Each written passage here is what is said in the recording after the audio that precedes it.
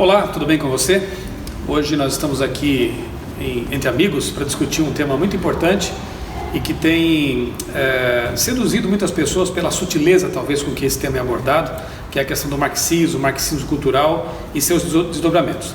Eu trouxe aqui dois amigos, dois professores, o Thiago Feitosa, que é professor de Geografia, e o Samuel Caldas, que é professor de História. Talvez o que mais nos una, além da nossa filiação religiosa, né, é a questão o fato de que nós, em algum momento de nossa vida, fomos seduzidos por esse pensamento marxista. Os três aqui somos ex-alunos de universidades seculares, né? Eu estudei numa pública, fiz jornalismo ali e, de fato, como nós vamos tratar daqui a pouquinho, né, o pensamento reinante ali era a tal da escola de Frankfurt. Que negócio que é esse? Nós vamos depois tratar e abordar um pouquinho esse assunto aí. E os dois também, né, estudando História e Geografia, também foram em algum momento da vida deles encantados ou seduzidos por esse pensamento. E nós queremos, nesta gravação, neste vídeo, mostrar as inconsistências ou então a incompatibilidade que há entre o pensamento comunista, marxista, com a cosmovisão bíblica. Eu vou começar então pedindo que eles se apresentem. Antes eu quero dizer que eu, além de ter sido um aluno de jornalismo que advogava essa cosmovisão, esse pensamento, né, marxista, também nos meus tempos de católico era um seguidor da chamada teologia da libertação. Leonardo Boff e outros mentores aí, né, eram os nossos mentores, e depois eu vim a descobrir que na verdade é uma espécie de marxismo cristianizado, né? Então eu tenho essa minha origem, essa minha raiz, além de ter sido um evolucionista. Se você acompanha o meu canal e os meus vídeos, você sabe disso, a minha história está ali aberta, né? Eu era evolucionista, darwiniano, e também por um tempo advoguei essas ideias marxistas. Eu vou pedir então, quem sabe começando pelo Samuel, que ele conte, né, como é que foi a sua relação com essa ideologia, um pouco da sua história também, e depois, se quiser já adiantar, né, como é que foi a libertação, né? Sim. Fica à vontade, Samuel. Bom, meu nome é Samuel Fernandes Caldas, como disse o pastor, eu sou professor de História e eu posso dizer que o primeiro impacto que causou em mim o marxismo se deu no final da década de 80, quando eu me envolvi a primeira vez na primeira eleição para presidente, depois do fim da ditadura militar, e eu já tive afinidades então com o PT e com aquela feição populista, com viés social, e aquilo me agradava muito. A gente tinha a impressão naquela época de que tinha uma classe de governantes que não saíam do poder e que se beneficiavam por conta de estar em cargos públicos e tal, e a gente tinha a impressão, pelo discurso, né, pela propaganda marxista, por parte do PT especialmente, que eles podiam ser, de certa forma, uma opção mais saudável para a nação, né? Mas isso ainda assim muito longe da universidade, dos estudos. Quando eu me formei em História, durante o curso de História, assim, eu fui seduzido aos poucos, sabe, com os pensadores marxistas. A gente investigou os filósofos que influenciaram Marx, entre eles Hegel, principalmente. E esses filósofos foram então mexendo comigo aos poucos. Quando chegou mais ou menos nos estudos dos neomarxistas, né, principalmente a escola de Frankfurt, Georg Lukács, Antônio Gramsci, aí foi aí que eu comecei a encontrar afinidade e comecei a me envolver com o marxismo. Então, assim, eu saí da faculdade extremamente marxista. Posso dizer que aquilo me parecia muito coerente, mas eu estava, por assim dizer, ludibriado por causa do encantamento, né, do discurso ideológico, né? Infelizmente, muitas pessoas são afetadas por isso, e nós esperamos que nossa conversa a gente consiga pelo menos aí esclarecer esses embustes, né, esses enganos, sejam de ordem filosófica, de ordem ontológica, da natureza, né, humana, seja de ordem social. Enfim, a gente vai considerando as questões e espero que nós possamos colaborar. Perfeito. Thiago, e a sua história, sua vivência com essa filosofia? Eu também não nasci no lar adventista, né? E há 10 anos atrás me batizei, depois de 2 anos fazendo estudo bíblico.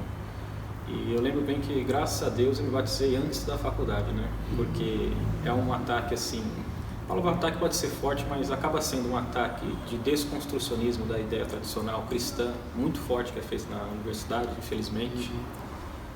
E quem não está preparado acaba comprando a ideia. E como eu não estava preparado assim, historicamente, eu não me tornei um marxista, mas acabei reproduzindo as ideias no trabalho, conforme eu fui passando os anos, né? Mas depois que eu saí da universidade, só depois que eu saí que eu fui descobrir que havia uma hegemonia marxista nas universidades, por mais que haja negação por parte de alguns professores. Aí eu comecei a buscar outros autores para poder ver como que era o outro lado do que se pregava na universidade. Autores que lá você não viu? Com certeza, não vi, e que quando eram citados eram completamente, sim, esculachados ou ignorados. Então a gente começa a ter curiosidade, porque o ser humano é assim, se você fala sim para ele tudo bem, mas se você fala não, desperta curiosidade. Aí que você vai atrás, aí quando você começa a investigar, aí você começa a perceber que tem alguma coisa errada. Aí eu comecei, inclusive foi bom para poder fortalecer a minha fé, porque o marxismo ele acaba por ser materialista, ele inverte do idealismo para o materialismo. Aí acaba complicando a situação da vida do cristão. Sim. E se você aprofunda os seus estudos no conhecimento histórico, você percebe que é possível você fortalecer a sua fé e você também não aderir a uma ideologia que basicamente é anticristã. Antes de a gente partir aqui para o ponto da virada, quando foi que houve aquela transição, aquela mudança, e quem sabe até posso usar a palavra de amadurecimento, né? Quem sabe mencionar um pouco também a questão da incompatibilidade mesmo, né? No meu caso, por exemplo, eu percebi essa incompatibilidade com a Bíblia em relação ao marxismo quando eu comecei a estudar aquilo que alguns autores adventistas chamam de espetáculo paralelo de Satanás.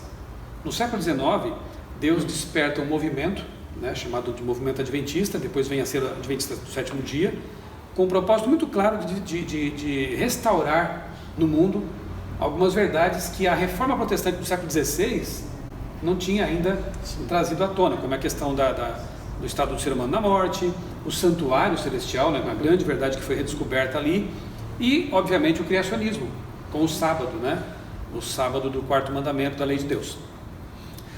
Eu tenho certeza que o inimigo de Deus, sabendo, né, de que esse movimento seria muito poderoso nesse propósito de resgatar verdades até então esquecidas, ele começa a promover uma espécie de espetáculo paralelo. E por que será que o darwinismo, né? Darwin começa a redigir as primeiras notas de seu livro Origem das Espécies em 1844 e vai publicá-las depois como livro em 1859. O Manifesto Comunista, publicado em 1848, né? Aquelas pancadas misteriosas na casa da família Fox, em 1848. Tem até um memorial lá nos Estados Unidos, né, em Hydesville, no estado de Nova York, uma placa reconhecendo que 1848 é o marco do nascimento do espiritismo moderno, né? Então essas três ideologias, marxismo, espiritualismo e darwinismo, que claramente concorrem com uma visão criacionista bíblica, né, elas não é por acaso que nascem, são despertadas no mesmo momento e quase que na mesma geografia, se levarmos em conta a questão do espiritualismo, não é por acaso, né? Só que o darwinismo e o espiritualismo, eles encontram uma barreira natural no adventismo, porque a gente estuda a Bíblia, o adventista é conhecido como um povo que realmente conhece a fundo a palavra de Deus, a Bíblia é estimulada a conhecê-la, e a Bíblia claramente se opõe à questão da reencarnação, do espiritualismo, e também, obviamente, que um adventista sabatista teria dificuldades muito profundas em querer compatibilizar a evolução com essa guarda do sábado. Mas o marxismo parece que é um pouco mais sutil, né? E muitas vezes ele, ao contrário das duas outras ideologias, acaba tendo um pouco mais de facilidade de penetração no meio adventista. Vocês percebem que é assim também a coisa? Sim, eu creio que é assim, mas principalmente por causa das feições do século XX em diante do marxismo, o neomarxismo, não o marxismo do próprio Marx. Se a gente considerar o marxismo do próprio Marx, ele não teria penetração no adventismo. Agora, ele só tem hoje porque ele se revestiu de uma feição humanitária, de defesa dos direitos humanos. Que é a nossa bandeira também. É a nossa bandeira né? também. Isso, justiça social. São esses pontos de afinidade que acabam atraindo as pessoas, né? Esse olhar para o necessitado, aquele que é desprezado na sociedade, as supostas, vamos dizer, entre aspas, as minorias. Tudo isso acaba sendo elos de aproximação, pontos de aproximação. Só que se estudarmos, voltarmos às origens do marxismo, tanto de Marx e daí para frente, a gente percebe que ele em si ele é maléfico para as relações humanas em geral, principalmente para o cristianismo. Vamos fazer o seguinte então, Samuel, antes de a gente entrar, vamos tentar organizar assim, ó. A gente passa a falar daqui a pouco sobre a questão da raiz marxista, né? Do marxismo original. Sim. Depois trabalharemos um pouquinho com o neomarxismo, mas antes, a questão que ficou aí no ar, ainda um pouquinho biográfica, né? Como foi o ponto da virada na vida de vocês? Já que nós três saímos da universidade com uma cabeça formatada pela visão marxista, né? Eu contei um pouquinho como é que foi meu ponto da virada. Foi ao estudar o criacionismo e as ideias concorrentes, eu percebi realmente que ali também tem problema, né? Mas no caso de vocês, como é que foi, Tiago e Samuel, esse ponto da virada? Que autores ajudaram vocês a ter uma mentalidade diferente e a perceber coisas que antes não haviam percebido? Esse ponto da virada é interessante porque, assim, não sei se é infelizmente, mas a gente acaba indo para um autor que ele é assim, ele é alvo de muitas críticas de muita gente que não lê a obra dele. Esse é o maior problema dele. No caso aí seria o Olavo de Carvalho.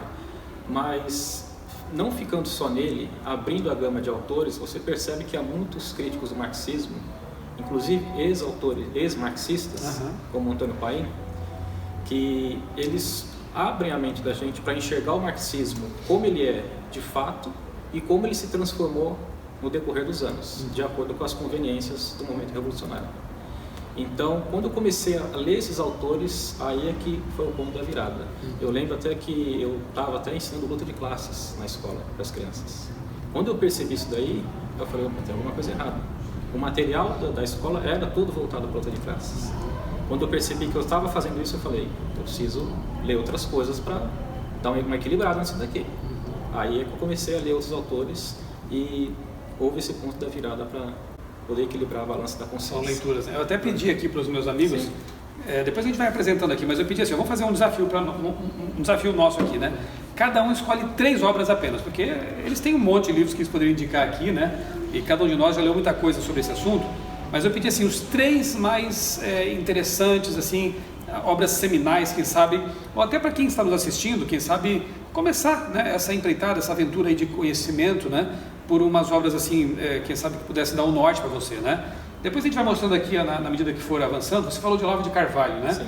Ele realmente é um autor polêmico, né? E assim, tudo que a gente lê, eu costumo dizer assim, né? Tudo que você lê de uma pessoa que não tem uma cosmovisão exatamente bíblica, né? E criacionista, adventista, enfim, lê com o pé, até com os 2 pés atrás, mas uma visão crítica ajuda bastante, né? Nesse caso aí.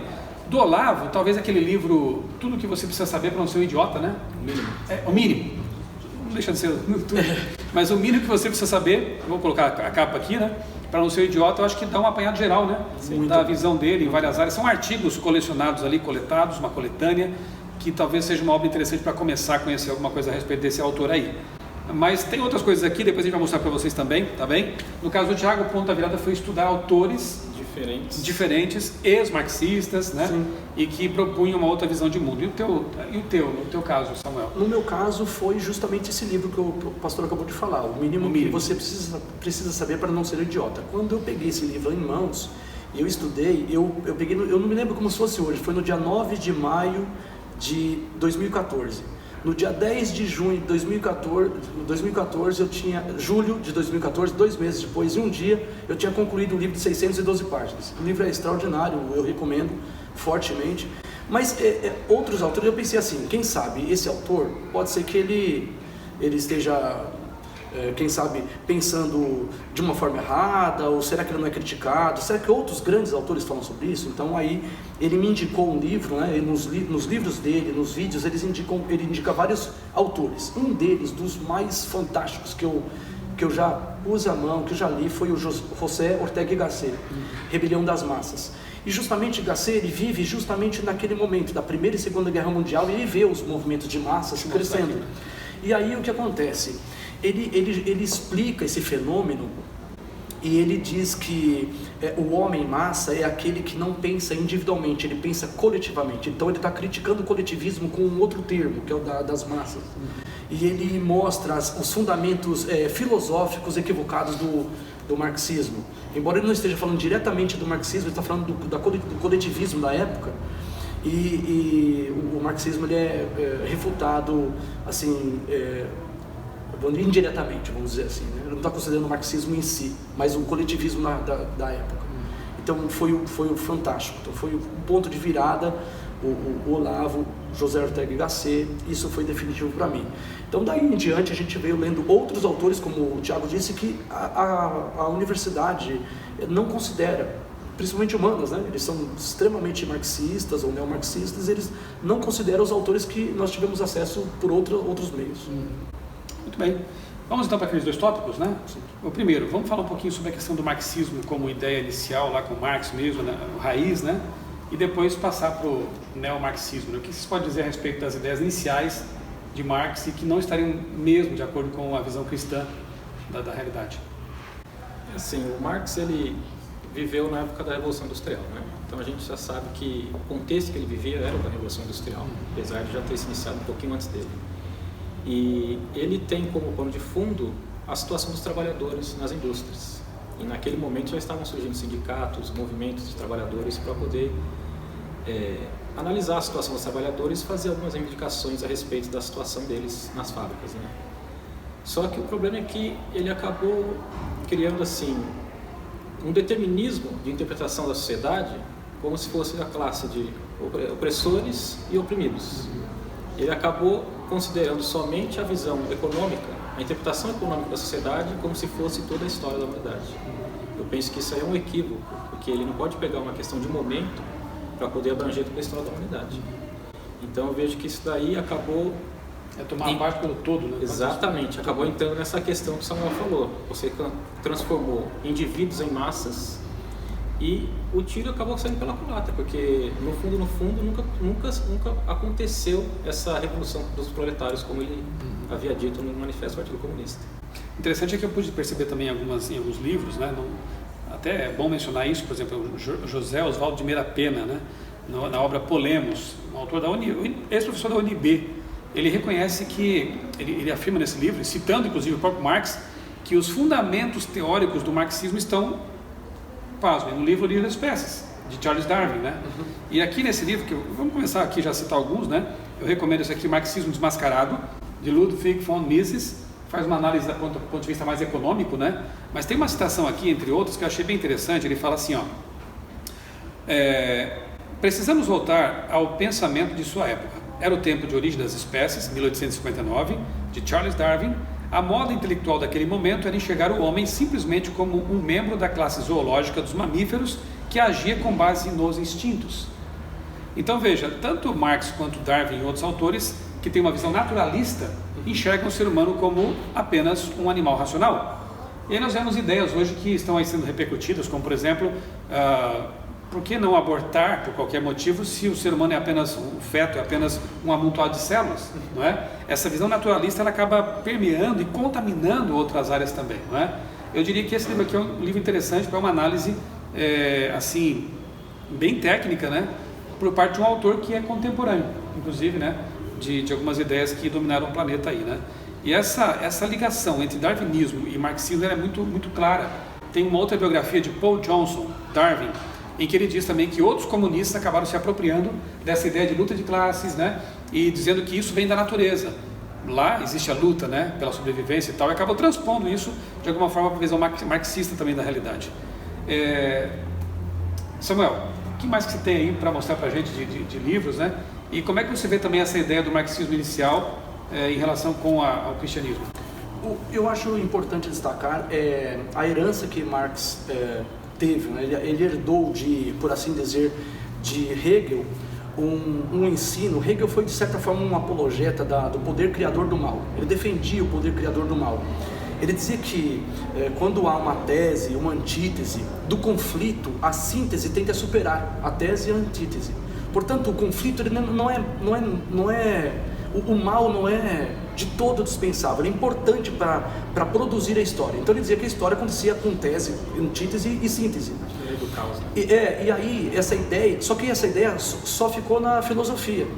E Marx tentou transpô-la para a praxis. E aí que ele fala assim, que ele vendo a ideia da luta de classes, né, da separação entre burgueses e proletários, os burgueses detendo os meios de produção e aí querendo alcançar o coração das massas, ele entrou então com o discurso de que as massas deveriam se revoltar contra os seus senhores, vamos dizer assim, e tomar o poder à força, ou, caso pudessem ser eleitos, tomar o poder acabar com a propriedade privada por meio de taxação crescente de impostos.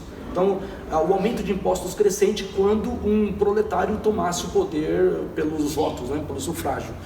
E não aconteceu do jeito que ele pretendia, mas o fato é de que esse elemento do mal, ele é importante para destacar que ele é permanente no marxismo, tanto no marxismo marxiano, do próprio Marx, como no neomarxismo. Eles querem destruir os fundamentos da civilização ocidental, que já é apontado por várias pessoas de renome, como o direito de propriedade, o direito romano, né, a filosofia grega e a ética judaico-cristã. Então são os três pilares da construção da civilização ocidental. E nisso a família também vai pelo ralo, né? A família vai pelo ralo. E outra coisa, por exemplo, o senhor apontou, por exemplo, que os debates atuais estão falando sobre estão pretendendo legalizar o aborto, assim, quase que indiscriminadamente. Isso faz parte do poder criativo do mal. Eles querem acabar com a família de alguma forma. Então, o movimento LGBT é ponta de lança desse movimento revolucionário mundial. São úteis, né? Eles são úteis a esse propósito. O movimento feminista é útil a esse propósito, porque eles tendem a criar desavenças dentro do lar, da família, entre marido e mulher. Também o movimento pró-aborto, ele expressa de maneira indireta o interesse de Marx. Ele queria que os proletários eles perdessem a natureza humana deles fosse transformada. Então quem participa do movimento, eles são solidários. Quem não participa do movimento, eles são hostis. Então assim, a vida ela é muito preciosa para a Bíblia, para a ética e moral cristã, bíblica, exatamente.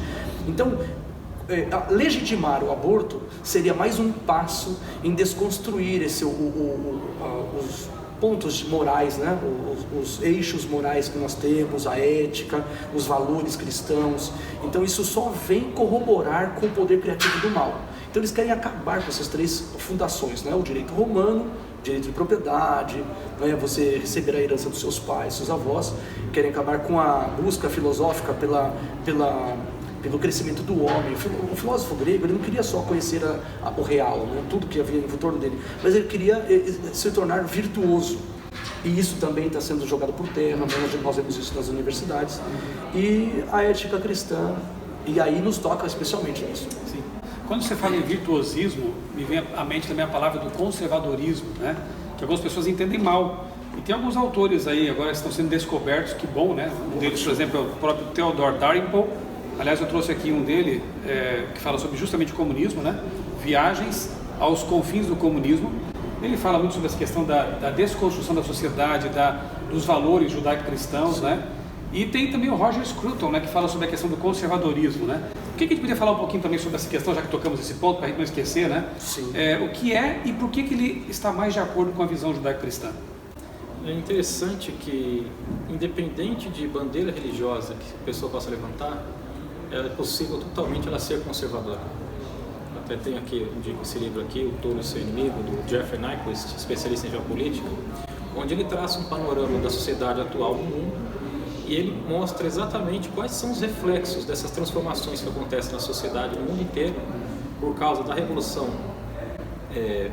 da revolução comunista, da revolução marxista, e quais são os reflexos que têm ocorrido na sociedade e o que é necessário fazer para poder reagir a esses ataques que são feitos aos valores tradicionais judaico-cristãos, como a filosofia grega, o direito romano e a moral judaico-cristã. Então a gente tem essa indicação aqui, tem esse outro também, Introdução na Ordem Mundial do Alexandre Costa, que é um colunista, e ele também dá um panorama mundial e mostra quais são as personagens, quais são os planos, quais são as armas que eles utilizam para poder atacar a sociedade ocidental especificamente. Porque a gente sabe que, por mais que tenha surgido na Ásia e crescido na Europa, o cristianismo ele se solidificou aqui no Ocidente, no continente americano. Tem um livro também que eu trouxe aqui, ele já é antigo, talvez você só vai encontrar em sebos, né? Mas que vale a pena ler, que é A Natureza Mística do Marxismo. O autor é Léo Vilaverde, se não me engano é um católico, inclusive. E ele mostra que realmente, ele percebeu, veja, né? Talvez sem uma visão assim, uma cosmovisão bíblica tão mais profunda, mas ele percebeu realmente que o marxismo atende a outros interesses, né? Sim. E que tem tudo que ver com essa batalha entre o bem e o mal, realmente, né? Ele fala aqui sobre a infância de Marx, sobre a formação da visão dele também, visão de mundo, né? De um lar judeu, de um pai judeu, a mãe, e ali havia conflitos também na própria família, tinha uma visão de religião muito ruim. Mostra o contexto religioso da época também, que não era dos melhores, realmente ele viveu numa sociedade desagregada, em que a religião tinha muitos privilégios clericais, né? De injustiças. Então a gente até entende um pouquinho também dessa insatisfação, né? Com o contexto em que vivia, né? Eu recomendo fortemente essa obra aqui também, A Natureza Mística do Marxismo. E o que mais temos por aqui, Samuel, de livros também para indicar? Nós temos esse livro aqui chamado Política, Ideologia e Conspirações, de Gary Allen e Larry Abraham. Esses autores, eles fizeram uma pesquisa bem meticulosa do século XIX, século XX, desde a origem do marxismo, e eles deram conta, por exemplo, que quem patrocinou a obra de Marx foram banqueiros internacionais. E esses banqueiros internacionais, eles tinham tipo uma sociedade secreta. E um tentáculo dela seria um grupo chamado a Liga dos Homens Justos. E eles deram dinheiro para Marx, patrocinaram a obra. E a obra de Marx, ela atendia os anseios deles. Eles queriam que houvesse esse tipo de luta. Eles queriam que o comunismo fosse levado adiante. Mas, na verdade, fosse levado adiante como discurso. Na verdade, eles queriam que fosse só o discurso que cantasse as massas. Mas eles queriam mesmo que surgisse o socialismo em etapa anterior, que faz com que uma elite burocrática domine o Estado e ela seja inamovível, porque o socialismo não admite a discussão, não admite o questionamento, o olhar crítico sobre si mesmo, sempre esperando um porvir do comunismo. Então, como é uma utopia, eles não têm nenhum parâmetro moral para se auto-julgar. Eles poderiam se julgar a si mesmos, né, enquanto movimento social, político-social, quando chegasse o comunismo. Aí sim, olhariam para trás, fariam um julgamento de si próprios. Só que não tem como fazer isso, é uma utopia. Então eles não têm nenhum parâmetro. Isso se liga também com o pragmatismo. Então a ideia do pragmatismo é que não tem verdade absoluta, as verdades são só úteis, ou até parece um pouco com pós-modernidade, né? Convenientes. São convenientes. E isso é usado para os objetivos do movimento. Então, tudo que for útil, daí entra o movimento LGBT, enquanto na Rússia eles colocavam os gays, mandavam para os gulags, aqui no Ocidente eles aproveitam o movimento LGBT. Então, é o que é conveniente para o momento. Sim. Ou seja, isso mostra que para os marxistas e não-marxistas não existe verdade. Isso já é uma contradição absoluta com os cristãos. Então não vejo como seja de um cristão participar ou ser solidário a um movimento para o qual não há verdade. É estranho. Conhecereis a verdade? E a verdade. E a verdade os libertará, né? E a questão do neomarxismo, algumas pessoas acham que quando ali o comunismo ruiu na ex-União Soviética, isso foi o fim realmente do marxismo, do comunismo, do socialismo. Na verdade, a coisa é muito mais sutil do que isso, né? Como que... Aí entra Gramsci na história e outros pensadores, né? Como que eles conseguiram, na verdade, ter uma sobrevida, apesar de, em alguns lugares, isso ter caído como regime político? Foi estratégia. Estratégico, então. Estratégico, porque, por exemplo, quando o Papa João Paulo II foi a Cuba, um repórter falou com depois da visita do Papa, falou com o Fidel Castro, falou assim: escuta, como você se sente ter recebido aqui o homem que foi um protagonista da derrubada do Muro de Berlim e da queda da União Soviética? Aí o Fidel Castro deu uma resposta assim emblemática, ele falou assim: eu não desprezaria assim Mikhail Gorbachev. porque foi Mikhail Gorbachev, o ultracomunista, que planejou aquilo. Primeiro ele estabeleceu aquele negócio da glasnost, da transparência do governo, né, do governo soviético, e a perestroika, a suposta reestruturação do governo, mas que parecia ser uma ocidentalização da União Soviética, mas não era uma estratégia para desarmar o Ocidente. Quando o Ocidente visse a União Soviética, vamos dizer assim, caída, né? Baixava a guarda. Baixa a guarda, agora o golpe vem mais sutil. Assim, quando todo mundo está pensando assim, acabou a União Soviética, o comunismo ele entra de uma forma sutil por meio da cultura, tomando conta. Universidades, mídia. Exatamente. E aí consegue convencer a sociedade de uma forma muito mais fácil. Né? É o que nós estamos vendo agora. Exatamente. E é do que nós nos libertamos, de certa forma. Eles penetram nas universidades, nas mídias, não assim chocando, mas questionando valores, inclusive nas religiões. Ao questionar valores, ele começa a transformar e sem encontrar resistência. Por isso que ele consegue essa revolução dentro das universidades, das mídias, das religiões, sem conseguir essa resistência por parte de quem está lá. Porque ele vai questionando os valores e começa a colocar dúvida na mente das pessoas. É por isso que é necessário a gente estar sempre preparado, sobretudo o cristão, a essas armadilhas que vêm de fora. Eu diria até você que está nos ouvindo, especialmente que está nos assistindo, especialmente os jovens, né? Não espere embranquecer os cabelos, né? Para começar a ler esses autores alternativos, né? Darwin, Poe, Scruton, esses outros mais aqui que foram citados. Leia antes, né? Vá para a universidade já munido de argumentos, de uma visão um pouco mais profunda, mais ampla, né? Para que você consiga perceber essas nuances, essas sutilezas quando chegar lá dentro da universidade, porque senão você acabar sendo absorvido realmente por essas ideias que são sedutoras, né? E vai se dar conta talvez lá na frente, quando amadurecer um pouco mais, que havia sido realmente preparado por tudo isso aí. Escola de Frankfurt, Gramscismo, o que vocês falam um pouco sobre esse assunto aí? Eu teria também, antes de entrar nesse assunto, só mais um livro para indicar, que seria o Verdadeiro Che Guevara e os Idiotas Úteis que Você até publicou um artigo no meu blog lá recentemente, né? Procura lá no outraleitura.com.br, um artigo muito bom do Thiago sobre Che Guevara, né? Que foi outro instrumento útil, né? Então é Humberto Fontova, o Verdadeiro Che Guevara. É interessante porque o Humberto Fontova, ele era cubano. Ele sobreviveu, né? A palavra é exatamente essa, porque se permanecesse lá resistindo ao regime, ele teria sido fuzilado. Ele passou por esses anos iniciais da Revolução Cubana e ele viu o que é o terrorismo que se prega a quem resiste aos ditames da ditadura.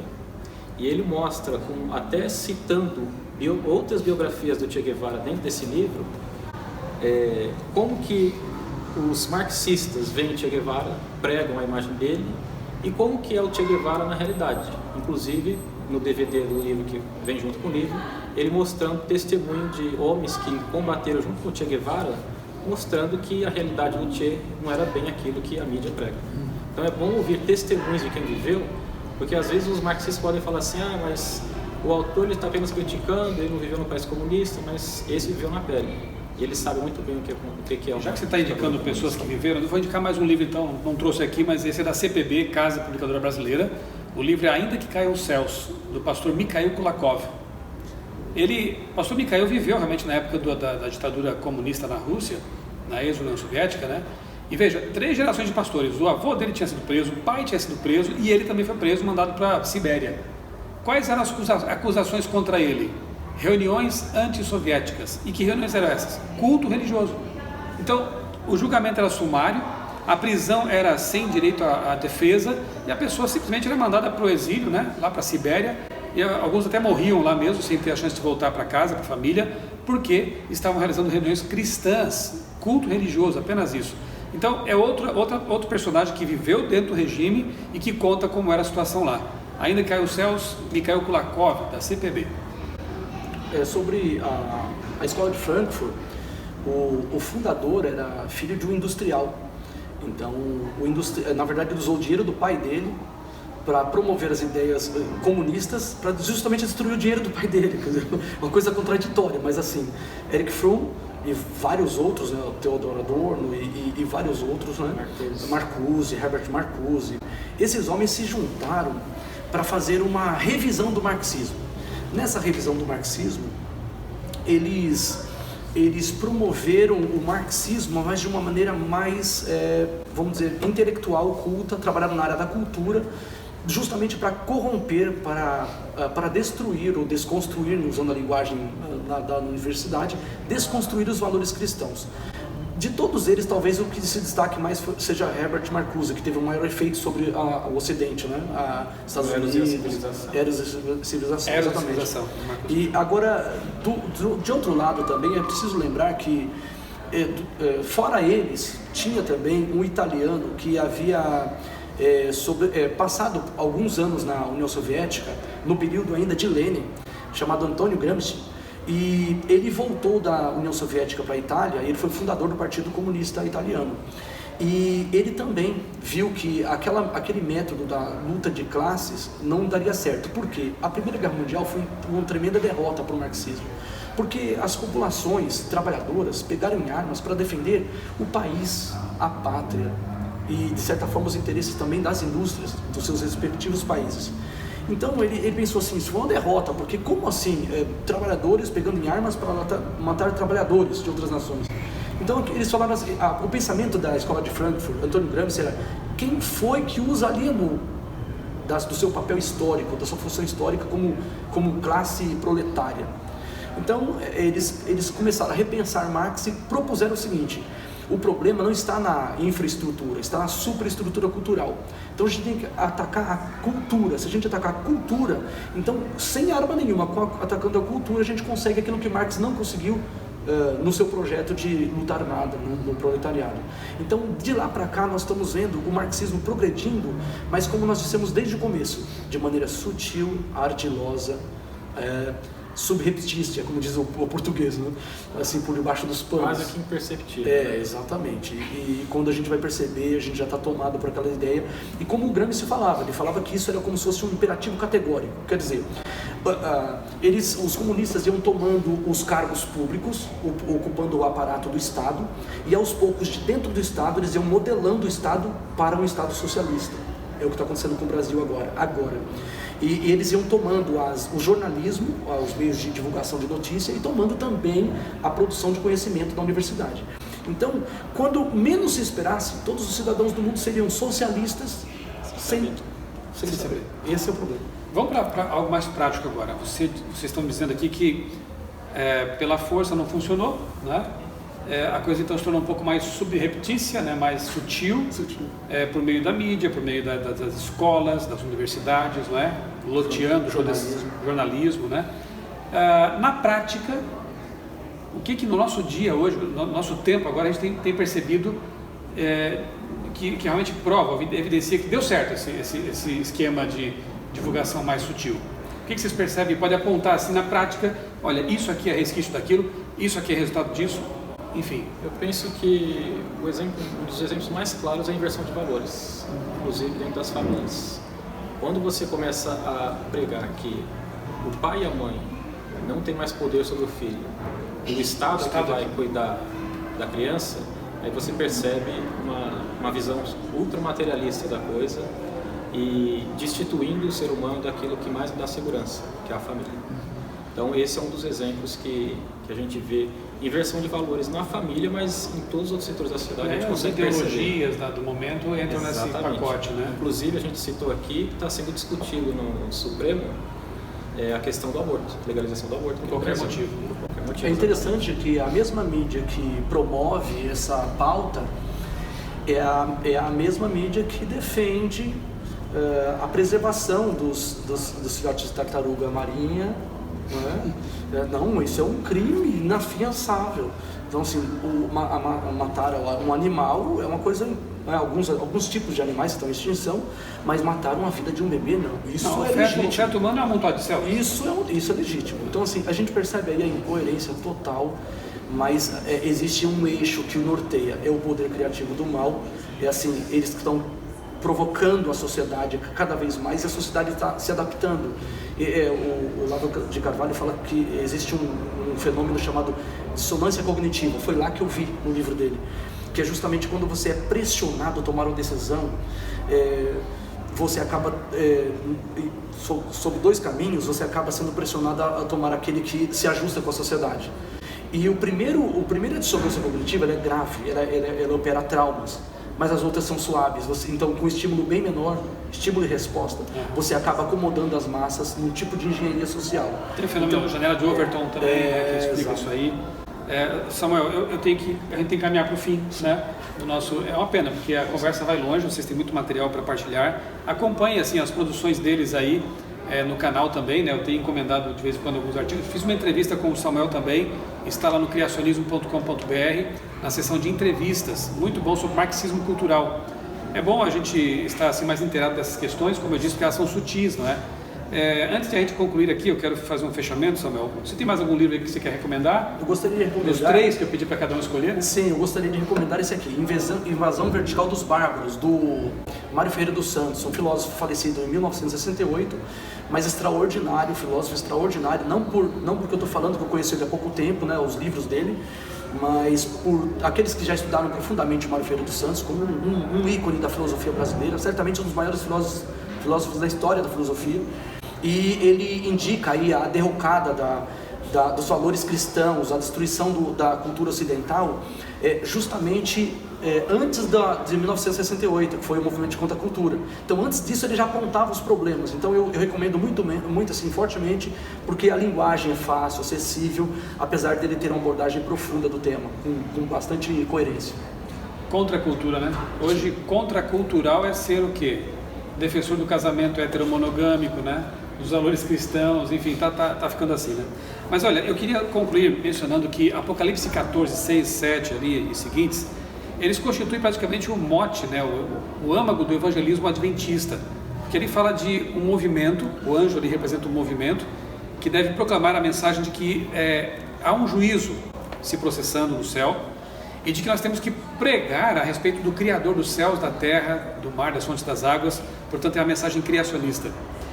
Certa vez perguntaram a Ellen White se a doutrina da justificação pela fé constituía as 3 mensagens, seria assim a síntese das 3 mensagens angélicas, e ela confirmou que sim.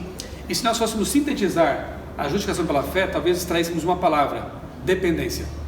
E a palavra dependência, ela está no âmago do grande conflito, porque o inimigo, Lúcifer, ele começa toda essa rebelião que deu origem a tantas ideologias perniciosas, né? Justamente com essa ideia de que poderíamos ser independentes de Deus e assim ter um governo melhor para o universo. Então, o âmago do grande conflito consiste em dependência ou independência. Jesus é muito claro em dizer: sem mim nada podeis fazer. O inimigo quer dizer o seguinte: vocês serão como deuses, vocês podem viver indefinidamente. E aí ele usa ideologias como, por exemplo, o darwinismo, que prega o quê? A vida inerentemente pode, por si só, né? Ela pode se aprimorar, existir, inclusive vir à existência sem a necessidade de um Deus, de um ser sobrenatural. O espiritualismo prega que nós podemos existir, ser imortais, sem que haja necessidade de um Deus, porque nós já somos imortais, e isso ecoa a mentira original de Gênesis, né, lá no comecinho. Então podemos evoluir espiritualmente, podemos reencarnar em vidas sucessivas, nos aprimorar. E o marxismo prega o quê? Que é possível fazer uma revolução social independente de Deus. Independentemente de Deus, né? Aliás, o ópio do povo, a ideia central ali, né? Ali o Léo Vilaverde trabalha esse conceito, né? A religião é desnecessária, ela é um estorvo, na verdade, para a evolução humana. Nós somos animais racionais e podemos assumir as rédeas, né, sociais por meio de revoluções, e assim podemos resolver nosso problema. 6.000 anos de história já estão provando que nós não conseguimos fazer isso. Nós precisamos de uma intervenção não militar, uma intervenção celestial, na verdade. E uma coisa tem que ficar bem clara: nós estamos aqui pregando direita ou esquerda, ou coisa para partidarismo, né? Porque ninguém aqui é inocente a ponto de achar que a solução está nas mãos humanas, nem direita nem esquerda. Nós temos que entender que a solução vem do alto, que o nosso reino não é deste mundo, o nosso reino é o reino de Deus, e é Ele quem vai colocar realmente um ponto final nas mazelas sociais, nas injustiças, nas desigualdades, e estabelecer um reino eterno de paz, de harmonia e de felicidade. Isso após a volta de Jesus. Samuel, muito obrigado. Tiago, obrigado por partilharem um pouco do conhecimento de vocês. E fica o desafio para você, então, estudar um pouco mais esse assunto, se aprofundar nisso, né? Eu creio que você só tem a ganhar. Procure esses livros, pesquise outros mais, forme a sua cosmovisão, né? E seja feliz, seja liberto. João 8:32 para você, tá bom? Um grande abraço.